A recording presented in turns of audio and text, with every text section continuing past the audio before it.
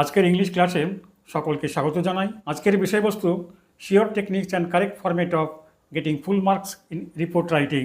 আজকের এই ভিডিওটি রিপোর্ট রাইটিংসের ক্ষেত্রে মাধ্যমিক এবং উচ্চ মাধ্যমিক পরীক্ষার্থীদের জন্য বিশেষভাবে গুরুত্বপূর্ণ।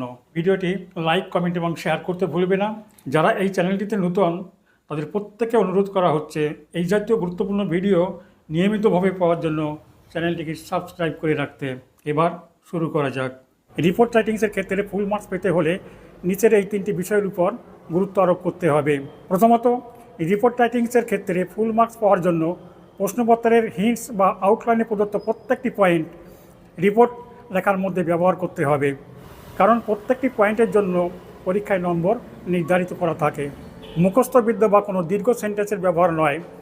রিপোর্ট রাইটিং কোনো পরীক্ষার্থীর কমন পড়েছে এবং পরীক্ষার খাতায় হুবহু লিখে এসেছে, কিন্তু প্রাপ্ত নম্বর দেখা গিয়েছে 10-এর মধ্যে 4, 5 কিংবা 6।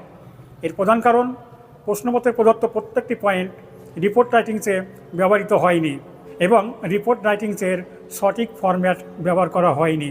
প্রশ্নপত্রের হিন্টস বা আউটলাইনে প্রদত্ত প্রত্যেকটি পয়েন্ট ছোট ছোট কারেক্ট সেন্টেন্সের মধ্যে ব্যবহার করতে পারলেই যথেষ্ট। দ্বিতীয়ত, রিপোর্ট রাইটিংসের ক্ষেত্রে পাস্ট টেন্স ব্যবহার করতে হবে, কিন্তু যদি ডাইরেক্ট স্পিচ ব্যবহার করা হয় কেবলমাত্র সেক্ষেত্রে রিপোর্ট রাইটিংসে প্রেজেন্ট টেন্স ব্যবহার করা যেতে পারে।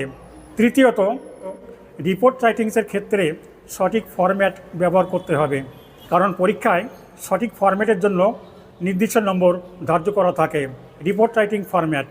রিপোর্ট রাইটিংসের ক্ষেত্রে সঠিক ফরম্যাট ব্যবহার করা অত্যন্ত আবশ্যিক, কারণ পরীক্ষায় রিপোর্ট রাইটিংসের সঠিক ফরম্যাটের জন্য সাধারণত 10-এর মধ্যে 2 নম্বর নির্দিষ্ট করা থাকে। সুতরাং রিপোর্ট রাইটিং যতই ভালো হোক না কেন, সঠিক ফরম্যাট ব্যবহার না করলে প্রাপ্ত নম্বর 10-এর মধ্যে 8 বা তার থেকে কম হবে। Report writing format accident of incident type.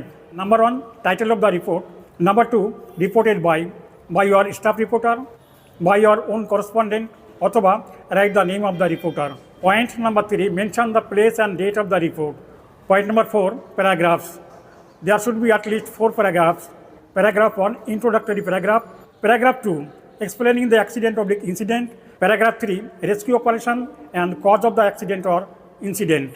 Paragraph 4, concluding paragraph, visits, compensation declared and latest report.